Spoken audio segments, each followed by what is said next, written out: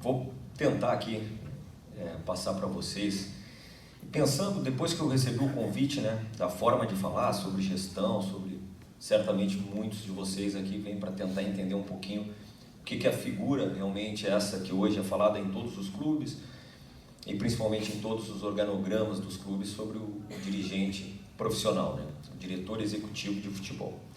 Então, procurei dividir mais ou menos essa fala com vocês em duas etapas. Uma delas é tentando, ao longo de uma linha do tempo, do que foi o que me levou a fazer essa opção como profissão, né? E ao longo desses quase 16 anos agora, explicar um pouquinho para vocês, porque certamente desse lado daí tem alguns tantos jovens ou nem tantos, que certamente querem entender como fazer, quem sabe um dia, para estar desse lado de cá. Então, a ideia é essa, passar uma mensagem de como que isso aconteceu ao longo desses anos todos e depois falar um pouquinho, finalizar a segunda parte, realmente com um conteúdo de uma metodologia que a gente procura aplicar nos clubes nos quais eu passei e atualmente aqui no Inter, algo que muito me honra também. Então, por favor, eu sei que tem tempo disponível, vou falar bastante, mas aí eu não sei qual a metodologia, professor, se eles em algum momento podem interromper ou deixar para o final. Pode ser no final. Não tem problema nenhum. Então, no final, aqueles que tiverem qualquer tipo de dúvida, questionamento e principalmente curiosidade, fiquem à vontade, tá bom? Vamos lá, Pedro. Acho que é melhor você passar. Bom, só para vocês entenderem aqui. Lá em minha carreira como atleta profissional, ela iniciou lá nos anos 90. Sempre é um sonho de todo menino, de todo jovem, né? Poder um dia ser um atleta profissional. E aí, em 1997, teve uma situação um tanto quanto... aqui nós vamos falar das diferenças nos quais esses anos todos eles trouxeram. Então, assim, antes de entrar em cada um desses clubes pelos quais eu passei, nos anos 90, fazendo um breve histórico da função, né? Nos anos 90, até lá, principalmente, essa função de executivo de futebol era um tanto quanto mais limitada, né? Principalmente era uma função já exercida em vários clubes, muitas vezes denominada como um supervisor de futebol. Quando muito, um clube melhor estruturado, se utilizava a questão do gerente de futebol. Por quê? Porque as realizações eram elas quase que operacionais mesmo, né? Eram de curto e curtíssimo prazo, funções muito mais práticas, muito mais aquelas do dia a dia. Você era um profissional remunerado, quase que um tarefeiro, sem muita participação no que diz respeito à questão de estratégia. Isso foi, né, com a questão da Lei Pelé, que eu vou explicar um pouco mais à frente, modificando a exigência dos clubes pela complexidade dos processos, né? Então, a exigência dos clubes terem uma estrutura melhor, profissionais mais bem remunerados, aquela situação de que apenas o dirigente estatutário tocava o clube ao final do dia e tal, simplesmente ela foi desaparecendo, porque o clube ele não girava e ele não funcionava só no final da tarde, muito pelo contrário, os processos foram realmente sendo bem mais complexos e exigentes. Então nós tivemos ali, a partir principalmente de 98 em diante, e essa questão da exigência de uma qualificação maior dos profissionais. E bom, a partir de então, lá por meados de 2010, 11, aí veio, eu acho que os clubes se adaptaram melhor e acabou com que essa função realmente do executivo não ficasse nem restrita somente ao diretor. Criou-se outros cargos, como gerente, como supervisor, mas todos eles com uma gama muito grande, principalmente de liderança de processo. Então, a diferença é essa, do operacional para o tático e depois participando diretamente na parte estratégica, ou seja, na tomada de decisão também dos clubes. Então, vamos lá. Como eu falei, minha carreira como atleta profissional iniciou em 1990, em 97, pode ir, Pedro, eu tive realmente uma situação curiosa, que eu fiz questão de registrar, que talvez tenha sido aí, aqui no estádio, que me fez, talvez, despertar por que fazer no futuro, né? Porque tem, além do Yarley, não sei se tem outro ex-atleta aqui, pelo menos, mas sabe quanto a gente está sempre sujeito à lesão, de interrupção, né? E principalmente quando você joga em clubes de menor expressão, como era o meu caso. Mas naquele momento vislumbrava talvez que o futebol caminhasse já por uma situação de necessidade de mais cargos dentro da sua estrutura. E foi aí que procurei, né, montar assim na minha cabeça, ainda meio de forma muito amadora, o que viria a fazer na sequência, principalmente por conta de uma lesão importante que acabou interrompendo, pelo menos momentaneamente, a minha carreira. Aí foi que procurei construir como seria essa função realmente de um profissional com dedicação exclusiva para o clube. Com isso, eu fui buscar também, e eu acho que de todos esses pontos, o mais importante, que não bastava ser só um atleta, ou ter sido, ou um dia deixar de ser atleta, né, e me transformar num ex-atleta. Fui buscar a formação acadêmica também, que via que a experiência dentro do campo, associada à formação, eu acho que ela poderia me trazer, naquele momento, um diferencial a mais. Foi isso que eu busquei. Fui fazer minha faculdade de administração, fiz também pós-graduação e MBA, que, somada à experiência, me daria, talvez, no momento certo, que foi lá, pode passar, em 2003, que foi a minha retirada, acabei migrando já para essa área administrativa onde eu estou até hoje. O registro que deve ser feito nesse período é que, eu acho que a questão é essa da Lei Pelé, na qual nós vamos explicitar um pouquinho mais à frente. Ela é um marco, pode manter, ela é um marco, né, nessa mudança, nessa exigência dos clubes em terem profissionais. Vocês podem ver que essa foi uma tendência na época. A dificuldade durante praticamente uma década aí dos clubes se adaptarem realmente às exigências da Lei Pelé, que elas, como eu havia falado anteriormente, principalmente complexidade, né, nos processos. Passou aí os dirigentes estatutários a serem comprometidos os seus patrimônios e, consequentemente, o grande diferencial é que eles, com isso, se viam na necessidade de montarem equipes, boas equipes administrativas. Eu sempre costumo dizer, o grande líder é que monta equipe, não só equipe dentro de campo, não, são os seus pares, são os seus profissionais. A exigência aumentou o número de profissionais remunerados na estrutura dos clubes. Então, os supervisores, eles atingiram uma situação de exigência de qualificação. Ele não ficou só restrito em organizar viagem, em organizar treino, não, ele passou também a participar das decisões, ainda sem uma alçada que isso, por meados de 2010, 11 veio a ser conquistado, mas já com algum tipo de hierarquia sobre os demais comandados. Então, a tendência, a partir da Lei Pelé, da exigência, principalmente por um fato que vale o registro.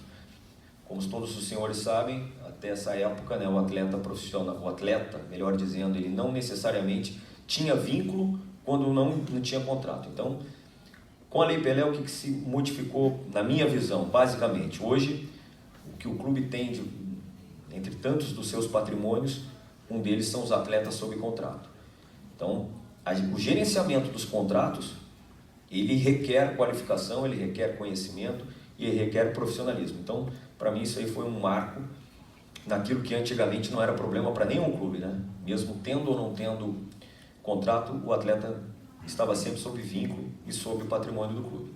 Essa foi talvez a maior necessidade, a maior exigência com a vinda da Lei Pelé. Aí, toquei até 2003, quando realmente tive a oportunidade de migrar para essa função administrativa, como eu disse, e aí passei aí, tive a oportunidade de trabalhar no RS, que era um clube empresa, um clube que queria realmente se consolidar no mercado como clube formador, se sustentou durante muitos anos, mas foi basicamente isso, me transportar de ter sido apenas um ex-atleta, na busca da formação, para justamente poder hoje exercer essa função ao longo desses 16 anos.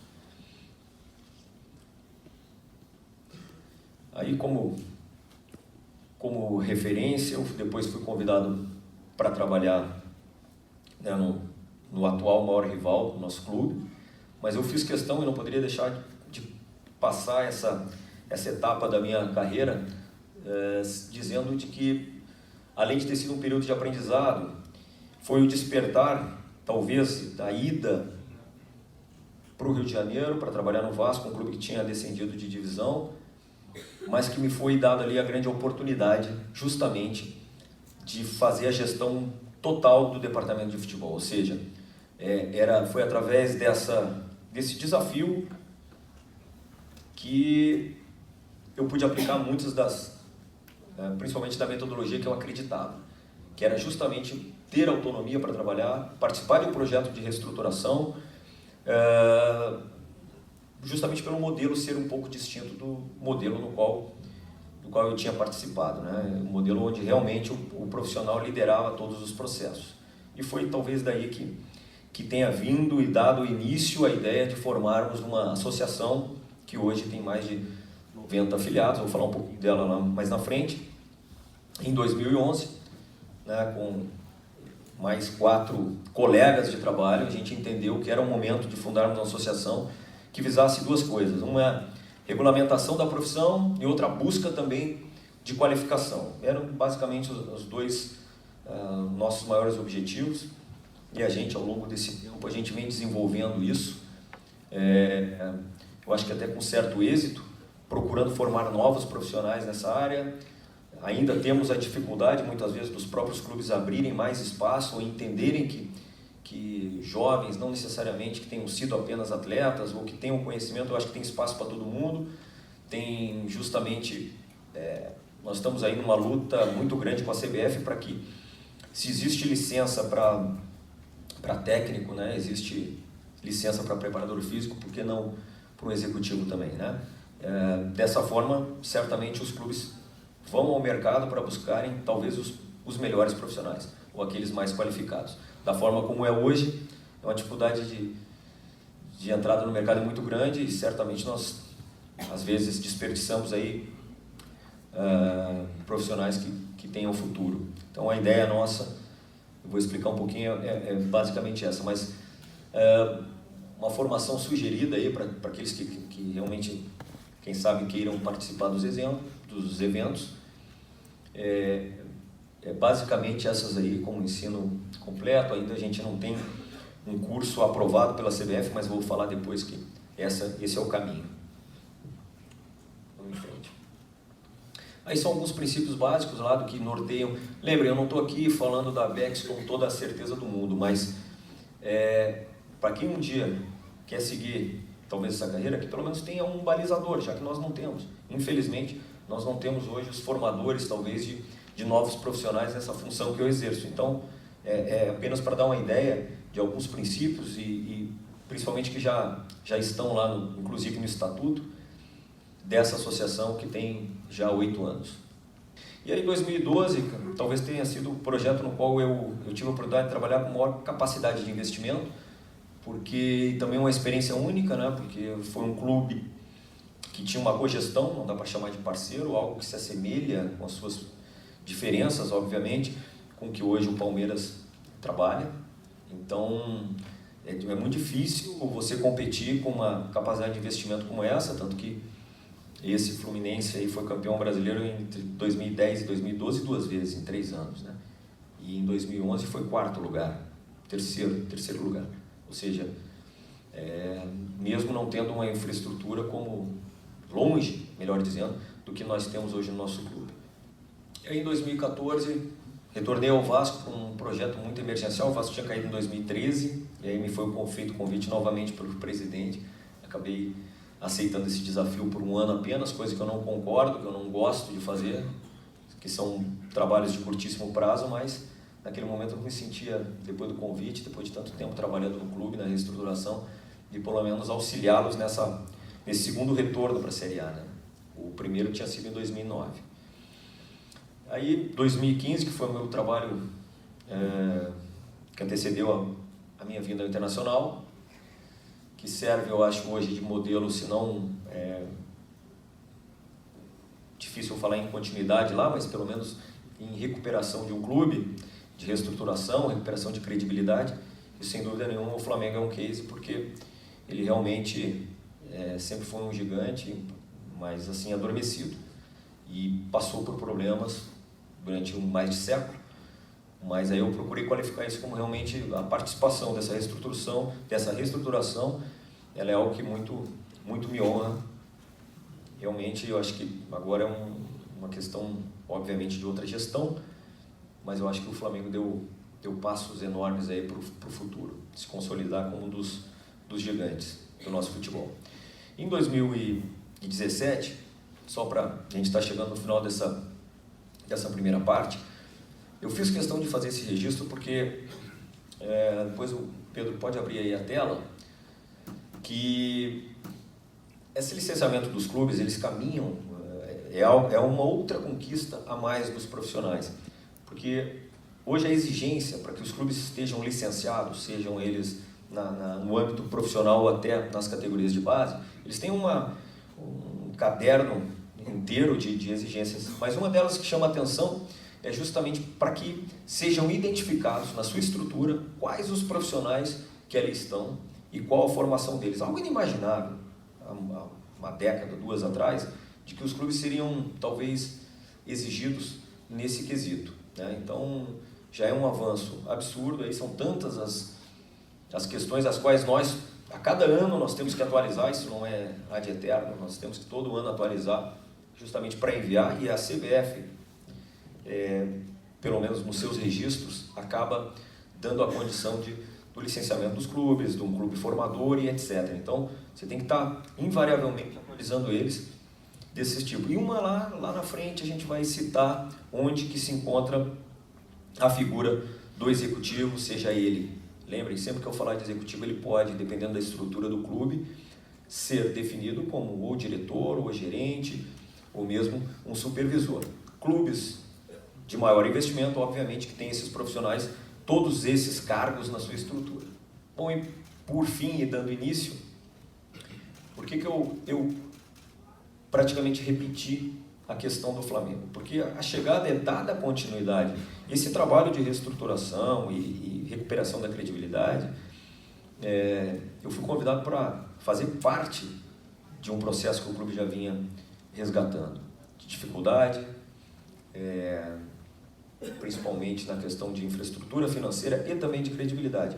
Processo esse iniciado, né, por essa atual gestão, e por terem como princípio essa recuperação, é que no momento do convite não pensei 2 vezes para estar aqui hoje e fazer parte aí, de uma forma ou de outra, tentar colaborar para que algumas experiências as quais eu passei muito recentemente possam ser aplicadas aqui no Internacional hoje. E acho que ao longo desse 1 ano que estou tentando colaborar com a diretoria, a gente vem conseguindo convergir para essas mesmas ideias, para os mesmos conceitos, para os mesmos princípios. Bom, eu procurei, dentro do nosso tempo, eleger 10 tópicos, 10 pontos que eu considero assim, interessantes passar para vocês. Tá?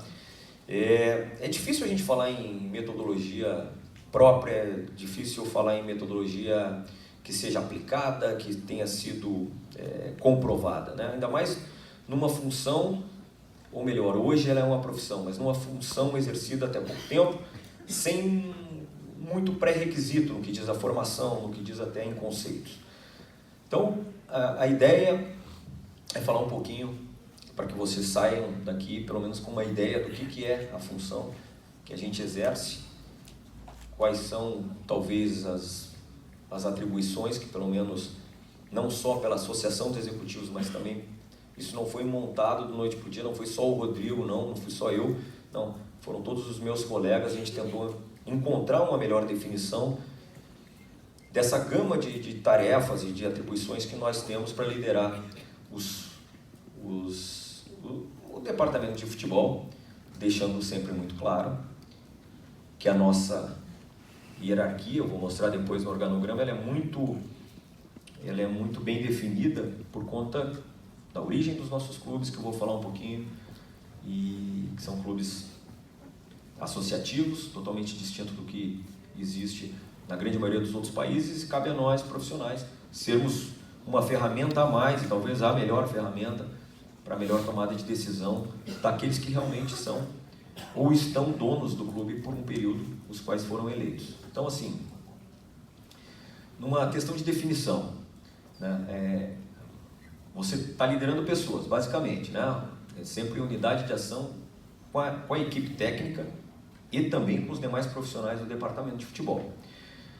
Como que você faz isso? Nós temos que criar rotinas, métodos e através de algumas ferramentas administrativas que tenham, ou que possam, ou que devam se adaptar ao futebol, né? A gente sabe que é uma área totalmente específica, com muitas e muitas características próprias, mas que não tem jeito. É aquela história, nem aquela frase que muitos se utilizam, que no futebol tudo é totalmente... Não é. Administração, controle, orçamento, isso tem que ser transportado para o nosso dia a dia num clube de futebol, porque ele tem que ser aplicado. Um mínimo de ferramenta é o que a gente tem que fazer, e aqui algumas das quais eu já apliquei em outros clubes e tenho como método de utilizar também aqui. Então, assim, só para finalizar ali, Pedro, como gestor de uma área, além dessa questão de gestão de pessoas, que é basicamente isso, né? A característica maior que nós temos aqui, qual é? Não adianta você ter um departamento totalmente bem administrado, com todos os controles, com tudo, se você não tiver o resultado esportivo. Então essa talvez seja a maior desafio desse gestor do futebol, é que aqui não é um resultado financeiro, aqui é um resultado esportivo, sem prejudicar a parte financeira. É diferente. Nós não estamos aqui por ganho, lucro, mas nós não estamos aqui também para ter prejuízo e nem déficit.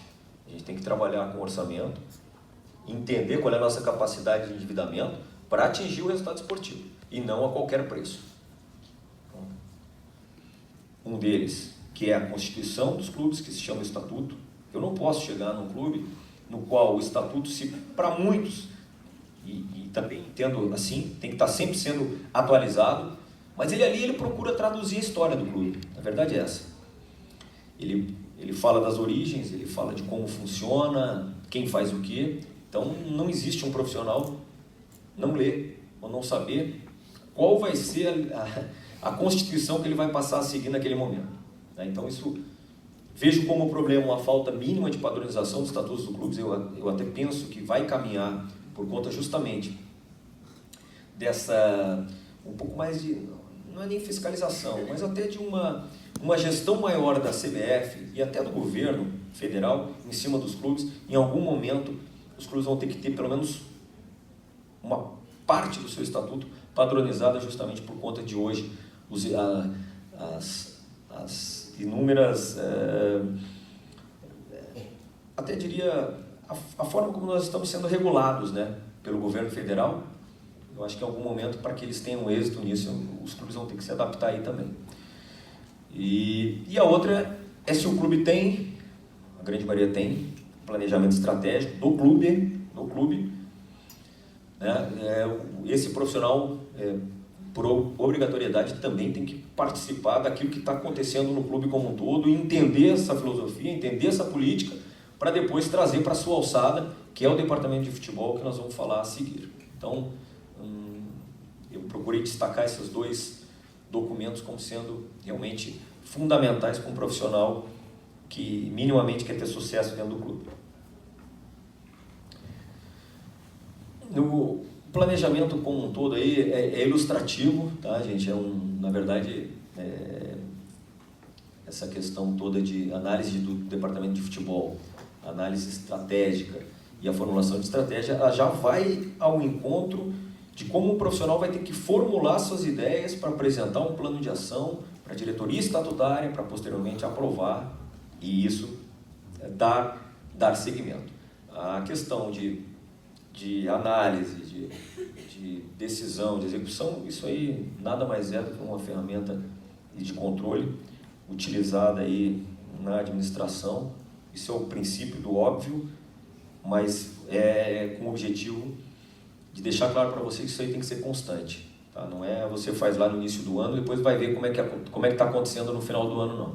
Então, por isso que a gente procura fazer as nossas reuniões ordinárias de cobrança de resultados e de dados, justamente para retroalimentar essa nossa ferramenta. Um outro capítulo, né, que eu tinha falado lá atrás, fundamental para esse profissional que está chegando, que já está em um determinado clube, são conseguir, conseguir você ter essas características, principalmente, e aplicá-las.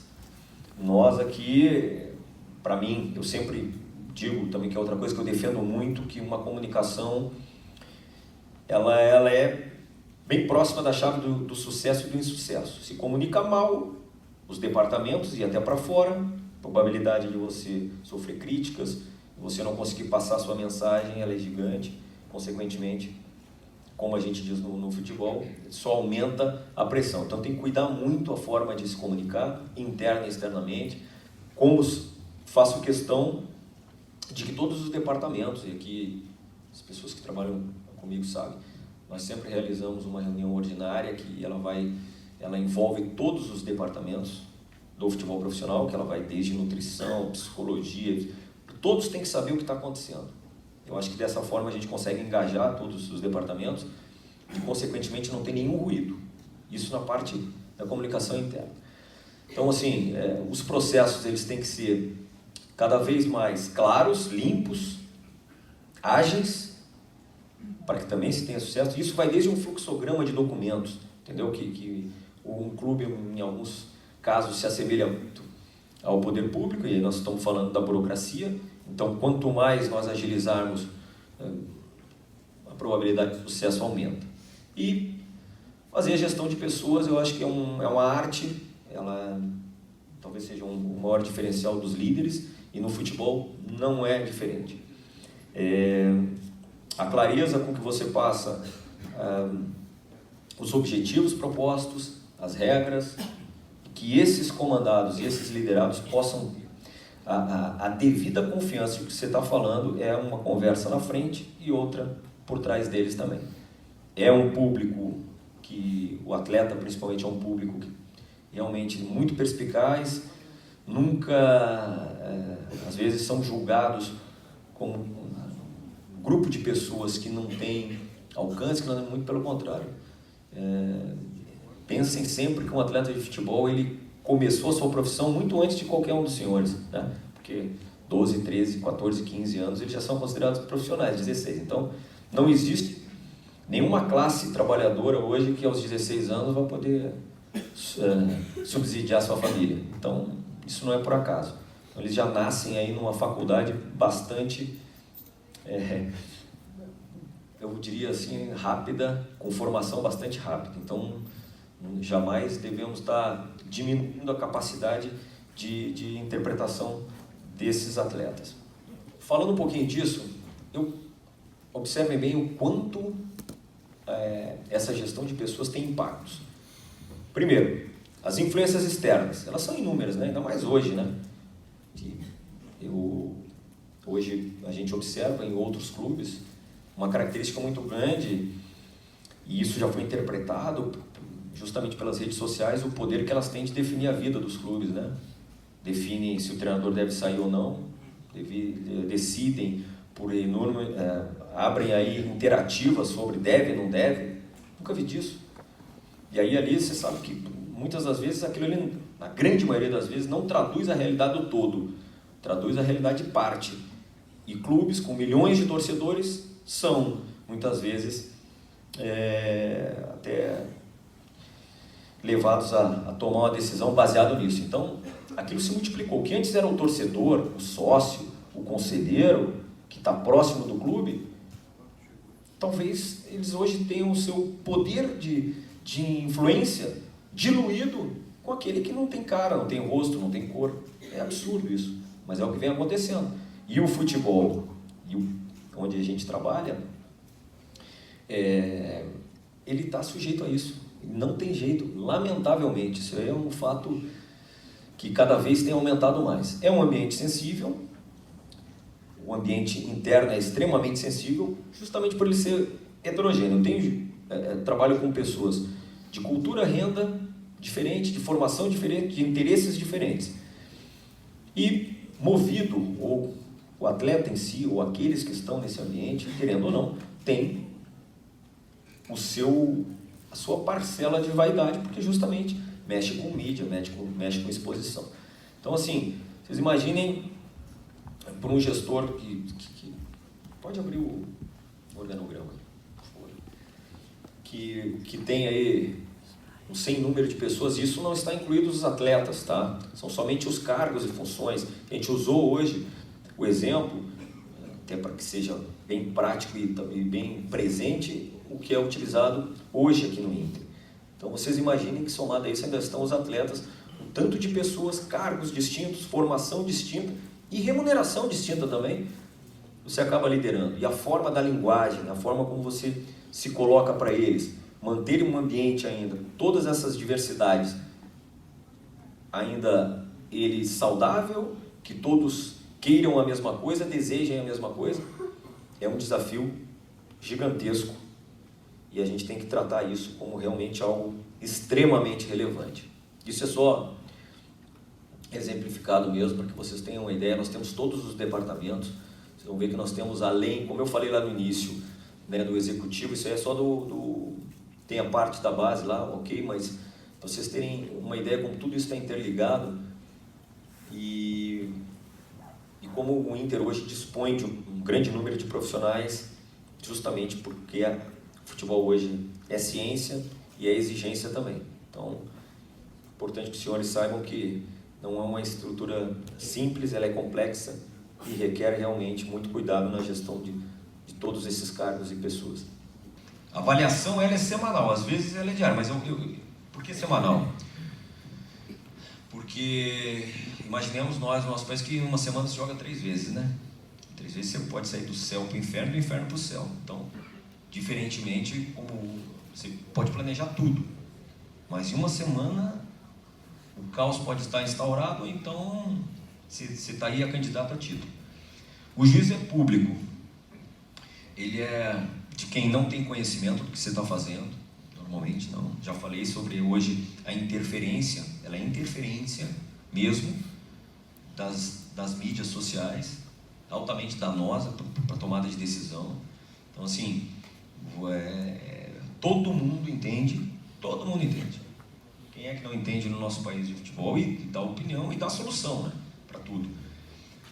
Já falei a respeito. Nessa área, nesse mercado no qual eu trabalho, os trabalhadores são jovens,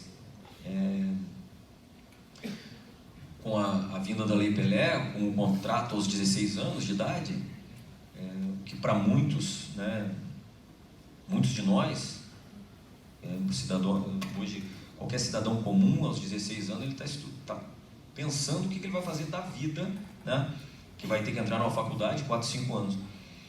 E hoje, se antigamente o atleta diferenciado tem que fazer o contrato de 16, não. Hoje o clube faz com quase todos para tentar diminuir a margem de erro, né? Então, aos 16 anos, aí o cara faz o contrato e normalmente pela questão sociocultural e econômica do nosso país, ele com esse contrato, mesmo que não sejam valores expressivos como os muitos outros, mas já são, pela classe social que ele advém, certamente ele, ali naquele momento ele já é arrimo de família.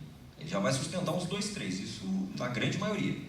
Então, esse é o tipo de trabalhador com o qual a gente convive. Principalmente o pessoal da base sabe o que eu estou falando, né? Porque aí vem pai, vem advogado, vem motorista, é uma empresa. O cara aos 16 anos já monta a empresa dele, na grande maioria das vezes. E um defeito e um problema são que as metas não são claras. Eu estava ouvindo um programa esses dias e é isso. Então, a grande maioria das vezes vão contratar um treinador e você quer que o cara assuma, mas você não diz para ele o que tu espera dele, se o teu clube que ele está sendo contratado vai ter um modelo de jogo, que o modelo de jogo do clube dele é de uma equipe aguerrida, que é uma equipe ofensiva. Bom, naquele ano, olha, nós não temos os maiores investimentos, então a gente quer pelo menos chegar no meio. Ninguém fala. E isso eu estou falando para quem está chegando. E dentro também não. A verdade é essa, o atleta chega, na grande maioria dos casos, ele vai lá, assina um contrato e a partir dali colocam ele num pedestal no qual ele não pode ser cobrado, não pode ser exigido. Se porventura tiver que fazer algum tipo de cobrança, mas Se puder desviar, desvia. Então as regras normalmente nesse ambiente não são claras. Eu estou dizendo os problemas, não estou dizendo que isso aconteça em todos, eu estou dizendo que a grande maioria são características dos nossos clubes. Para vocês terem um entendimento que existem muitas peculiaridades nesse ambiente. Ali de perspectiva futura e características, hoje a tendência qual que é? Cada vez mais a precocidade, né? Hoje os nossos atletas, uma coisa que a gente debate muito assim, o mercado ele paga pela perspectiva, ele não paga, o mercado, estou falando do mercado europeu, de transações e tal, ele não paga por aquele jogador já afirmado, que ele vai saber o que ele vai entregar, isso aí ele até paga, mas paga pouco. O que ele paga? Ele paga na perspectiva. Hoje nós já atingimos estágios na Europa, que o atleta, quando ele se vê na disputa entre dois grandes clubes, eles disputam, não é pela certeza que ele vai te dar o retorno, é para ele não ir para o adversário, é para ele não ir para o concorrente. E já acontece um pouco aqui no nosso clube, principalmente num clube melhor capitalizado, que muitas vezes empilha os jogadores, não põe para jogar, mas não importa, ninguém levou ele, né? Tá lá. Então assim, essa é uma das tendências também. Como nós temos que atender, já que a gente está inserido nesse contexto, na nossa formação, como a gente tem que atender essa demanda, esse mercado? A nossa, estou falando sempre aqui, entendam, tá? Quando eu falar a nossa é a visão do Inter, quando eu falar a minha, por favor, estou falando na física, tá? Até porque eu fui convidado para falar muito mais na física do que na jurídica, né?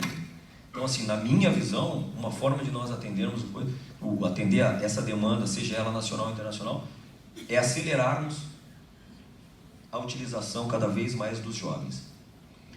De que forma você faz isso? De que forma que você não traz prejuízo na formação? Na minha visão, é quando você identifica os extra-classes, você fazer um aporte de todos os teus saberes, e por isso mesmo vocês vão depois ter a palestra da GoPes, é um dos temas os quais eles aplicam muito, é a identificação dos talentos. Você identificou o talento, não adianta, o diferente tem que ser tratado diferente. É isso que um clube como o Internacional quer, ter 5, 6 jogadores formados na base de altíssimo nível, bem como aquele clube que vai comprar do Internacional lá na frente. Então é uma forma de você trabalhar cada vez mais, mas sem o prejuízo que muita gente, não, tem que cuidar da transição, tem que cuidar da transição, tem que cuidar da transição para jogador ruim. Para jogador bom, você tem que aportar nele todas as condições que o clube dispõe, todas as ferramentas, todos os profissionais, para justamente acelerar essa transição, e não o contrário. Então essa é uma visão pessoal, que fique clara. Através do quê? Através do quê? É quem, como... Respondendo essa pergunta, é justamente fazendo trabalhos individualizados, jogadores cada vez mais jovens, tende a aumentar na equipe profissional essa utilização e, consequentemente, se você está disputando as maiores competições, os maiores campeonatos, esse jogador também, mais jovem, ele vai ter mais preço. E nós sabemos como é a nossa realidade nos clubes do Brasil, com algumas exceções, a necessidade que temos, né, de realmente os meninos, os jovens, darem o retorno técnico e depois o financeiro. Uma coisa que ali, quando a gente falou que as metas não são claras, e uma coisa que isso dito por quem foi multicampeão, o Bernardinho, quando fala em planejamento, meta, cara, define o que é possível, define o que é factível, porque senão vem a frustração, vem a crítica, vem a cobrança, e nós temos aqui no nosso país como tendência a gente supervalorizar certas coisas. Você sabe que você não vai conseguir, mas você diz, né? Amanhã depois eles botam o play lá de trás e reproduzem aquilo que você disse. Então, isso aí também é como característica, a visão pessoal, tá? E acho que cada vez mais você tem que comunicar o que é possível e comunicar a verdade. Do outro lado, você não tem que enganar ninguém, você não tem que enganar o torcedor, você não tem que vender ilusão para ele. Pode ter certeza que se você fizer isso, lá na frente, o resultado é muito pior. E aí, finalizando, na 9, na 10, eu penso que nós vamos ter,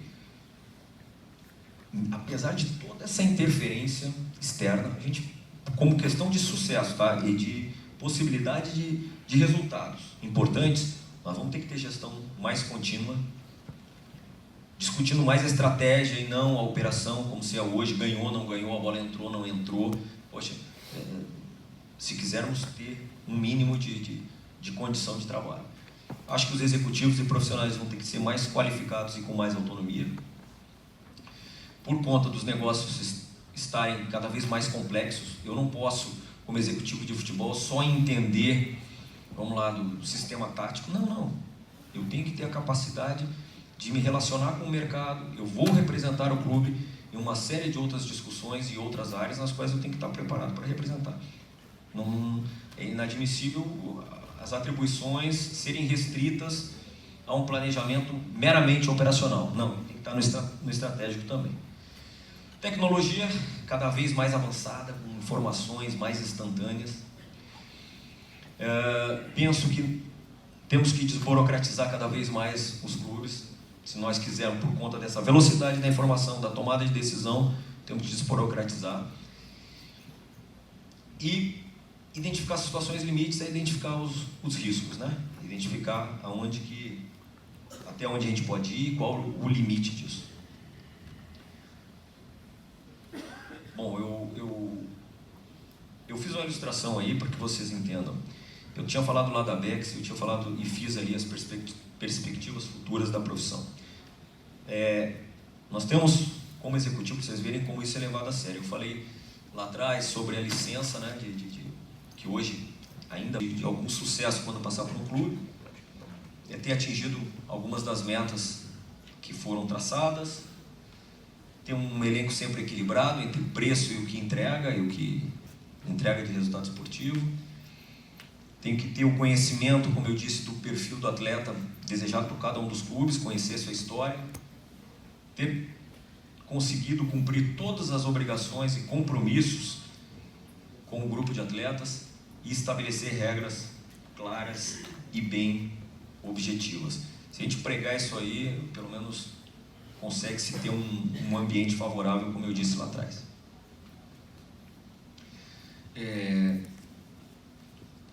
Eu, em algumas tantas palestras, eu sempre repito, e o pessoal brinca, né, que lá vem de novo o MVP, o Bill Russell, mas aqui ele traduz um pouquinho, né, de planejamento, de sucesso, das ferramentas e tal, e fundamentos, mas não tem nada de milagre no processo. Se a gente fizer tudo isso, já é difícil demais de vencer.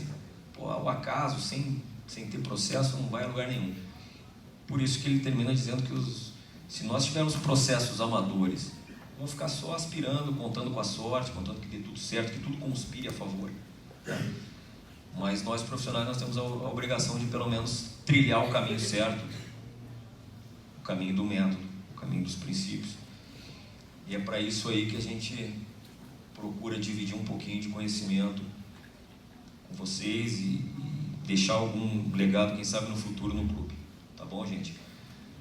Professor, acho que é isso. Obrigado. Se for vamos lá, do modelo aí da palestra abrir para perguntas, fiquem à vontade.